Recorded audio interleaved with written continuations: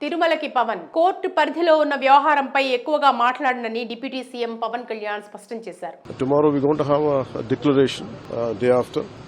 What we are looking at, it is not just about Diksha. Tirumala laddu విషయంలో దేశమంతటా తీవ్ర స్థాయిలో చర్చనీయాంశమైన విషయం తెలిసిందే. ఆంధ్రప్రదేశ్ అధికార ప్రతిపక్షాలే కాక తిరుమల దేవస్థానం ప్రపంచవ్యాప్తంగా పవిత్రమైన స్థలం కావడంతో దేశం నలుమూలలా ఉన్న హిందువులు తీవ్ర స్థాయిలో వ్యతిరేకించారు. ఈ క్రమంలో బీజేపీ నేత సుబ్రహ్మణ్య స్వామి మరియు కొంతమంది వైసీపీ నాయకులు సుప్రీంకోర్టులో లడ్డు విషయంపై పిటిషన్ దాఖలు చేయడంతో సుప్రీంకోర్టు తీవ్ర స్థాయిలో స్పందించింది. లడ్డు కల్తీ జరిగిందని ఆధారాలు ఉన్నాయా అంటూ కూటమి ప్రభుత్వాన్ని అనగా అధికార ప్రభుత్వం తరపున లాయర్ సిద్ధార్థ లూథ్రాన్ ప్రశ్నించింది. రాజ్యాంగ పదవిలో ఉన్న సీఎం చంద్రబాబు బహిర్గతంగా కల్తీ చేశారని అంటాం ఏ హక్కుతో అన్నారని, భక్తుల మనోభావాలు దెబ్బతీశారు అంటూ ఖండించింది. కల్తీ జరిగినట్టు తేలిన నెయ్యి ట్యాంకర్ను అనుమతించలేదని ఒకవైపు టీటీడీ చెప్తోందని, కానీ ఏపీ సీఎం చేసిన ప్రకటన దీనికి భిన్నంగా ఉండటం ఏంటని అడిగింది. నిజానికి కల్తీ నెయ్యిని లడ్డూలో వాడారో లేదో పూర్తిగా సమాచారం తెలియకుండా మీడియా ముఖంగా సీఎం ఎలా ప్రకటన చేస్తారని ప్రశ్నించింది. ఈ రోజు వచ్చిన రిపోర్ట్ లో ఏది అనేది నిర్దిష్టంగా ఇది ఇన్ఫీరియర్ క్వాలిటీ ఉన్నాయి. అలాగే విచారణ కోసం సిట్ని ఏర్పాటు చేసిన తర్వాత కూడా సీఎం మీడియా ముందు ప్రకటనలు ఎందుకు చేస్తారని సుప్రీంకోర్టు నిలదీసింది.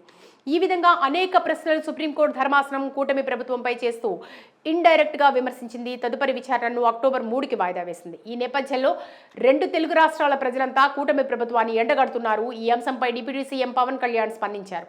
ఆయన దీక్షలో భాగంగా కాలినడకన అలిపిరి మెట్ల మార్గం ద్వారా తిరుమలకు చేరుకున్నారు. This Prayashchit Diksha is take forward the Sanatana Dharma Parirakshana Board is very essential. That is order of the day.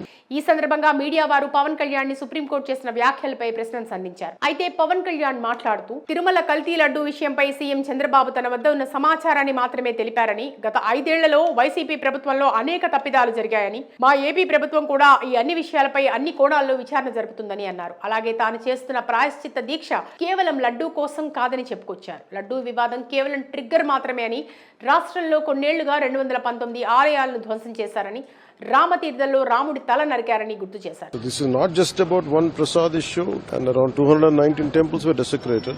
Lord Rama statue was chopped off. తాను చేస్తున్నది కేవలం ప్రాయశ్చిత్త దీక్ష మాత్రమే కాదని, శాశ్వత పరిష్కారం కోరుతూ చేపట్టిన దీక్ష అని, హిందూ ధర్మం కోసం సనాతన పరిరక్షణ బోర్డు ఉండాలని కోరుకుంటున్నామని చెప్పుకొచ్చారు. ఇక తిరుమల లడ్డు వ్యవహారం సుప్రీంకోర్టులో విచారణలో ఉందని, కోర్టు పరిధిలో ఉన్న వ్యవహారంపై ఎక్కువగా మాట్లాడనని డిప్యూటీ సీఎం పవన్ కళ్యాణ్ తెలిపారు. మొత్తంగా పవన్ కళ్యాణ్ 11 రోజుల పాటు గుంటూరు నంబూరు ఆలయాల్లో చేపట్టిన ప్రాయశ్చిత్త దీక్ష పూర్తయింది.